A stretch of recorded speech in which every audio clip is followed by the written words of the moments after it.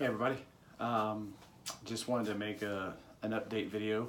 I've been meaning to do it, obviously. I always get behind on doing them, but today is kind of a special day, so I wanted to make sure that it had to be done today. Today is 1 year exactly from the first day I walked into Dr. Now's office. February 23rd of 2017 was a huge day for me and the family and everything, because that was the first day I met him and found out what exactly I'd be going through, over the course of the rest of that year before surgery. And it's the day I quit smoking. It's the day I really changed my life for the bulk of it was that day. Obviously ups and downs through dieting last year and everything, but the smoking thing held true. I really started eating better that day too. I mean, everything. I had already quit drinking sodas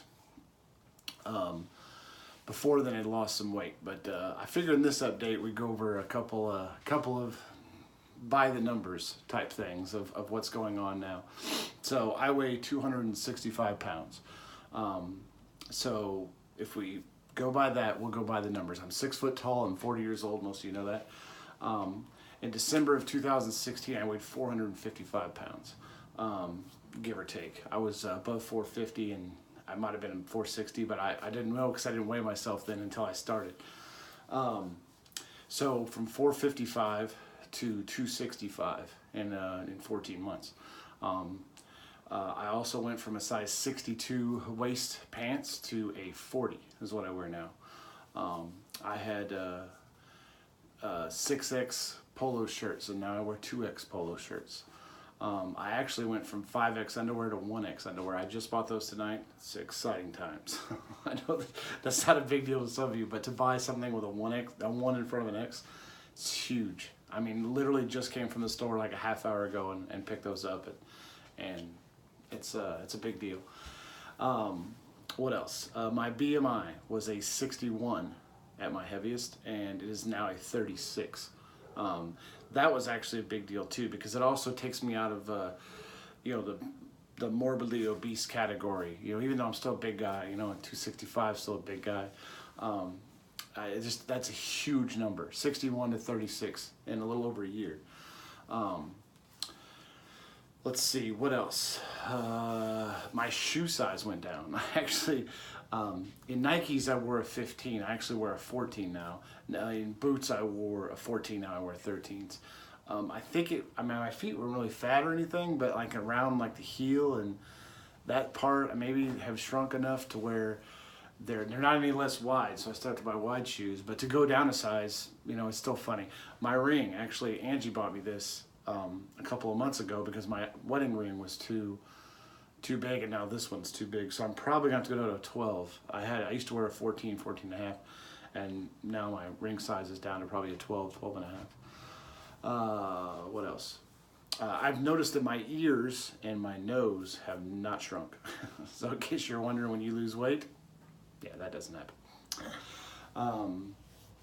My belly, I took some pictures before I started this video, and at the end of the video I'm going to attach them to the end. I took another side profile picture and front profile picture of me to compare it to before surgery.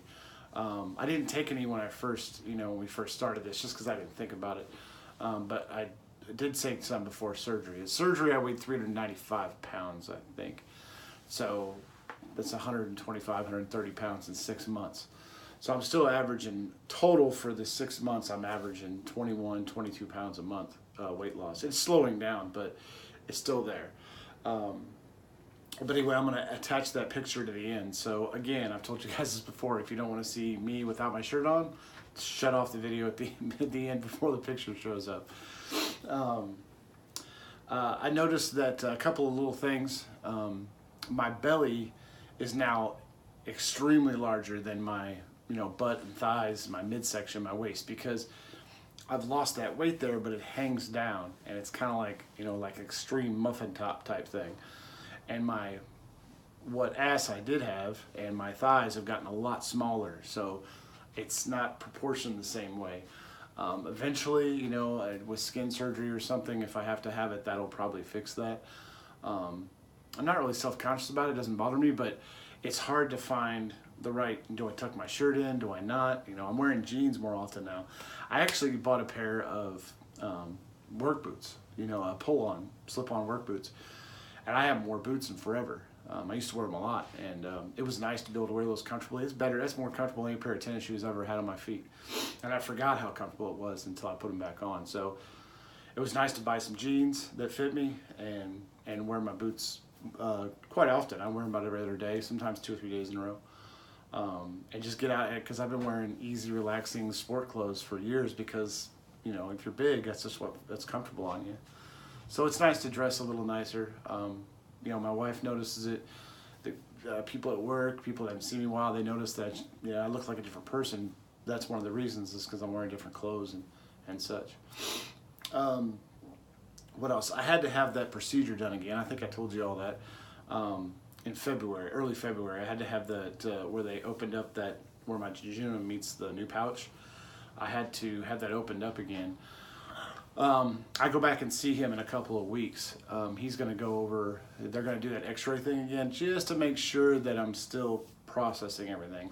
I do get hang-ups, you know, I can't eat as much as I want to eat as far as the types of food, but there's still, you know, obviously that's got its drawbacks and its benefits, because I'm still losing weight. The problem is I can't up my calories because I can't take in enough stuff, and I end up eating stuff I shouldn't eat, because I can eat some cereals, like I shouldn't eat that amount as long as it has a lot of fiber in it. They told me it's okay, but cereal used to be a real problem for me. I mean, I used to eat a box of cereal at night, so I kind of want to stay away from that. But I eat some shredded wheat, the biscuits, you know, I'll eat one of those with some high protein milk, and it's real good. It helps keep everything going, because what was happening with that procedure they keep having to do is stuff gets stuck in there, and then you don't want a bacteria infection or anything else going wrong. So I'm real mindful of what goes on as far as everything going in and coming out. So once I notice that I haven't gone to the bathroom or something, I immediately take note of it and get it fixed. So anyway, moving forward, hopefully that changes, because really that's the only complaint I have. I fully expected me to be eating these little meals and put stuff together, and some days I can, and then other days I can't eat anything, and it's frustrating because I was a big meat eater, and now I can't eat meat, and I have to have it. There's no replacement for that. I mean, you can take in whatever protein shakes and protein bars you want, which I do eat a lot of and drink a lot of, but there's no replacement for pure protein. You know, chicken, turkey, fish, and like I said, it's hit or miss whether I can have it. And forget about beef. I had some meatloaf a couple of times and it was okay, but the next time I go to eat it, it's not okay, and so that's just one of those things that it's, you know, I gotta combat. Let's see, I think there's anything else.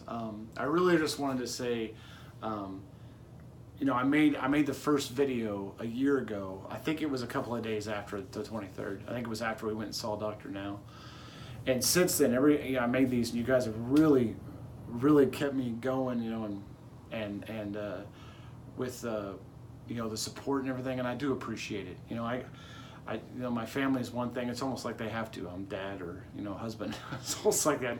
But you guys don't. You do, and I appreciate it. People ask me questions all the time, and I really like conversing with people about the procedure and about certain things you might do to make yourself better. And of course, I'm not an expert on, obviously, weight loss or anything like that.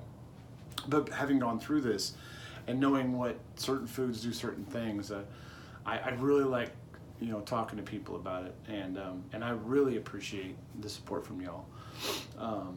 I'll try to update it a little quicker next time. I always say that, I never do. It's terrible, I know. But I want to say thanks, and you know, it's been a great year, a great 14 months, really, the whole thing. But you know, definitely this past year, as most of the changes happened after surgery, obviously the last half year. Moving forward, I'm still looking to do that 5K, maybe even a 10K. I have a choice. It's both that race in August. I'm looking, and that'll be exactly a year after my surgery, which again, you know, pretty cool milestone.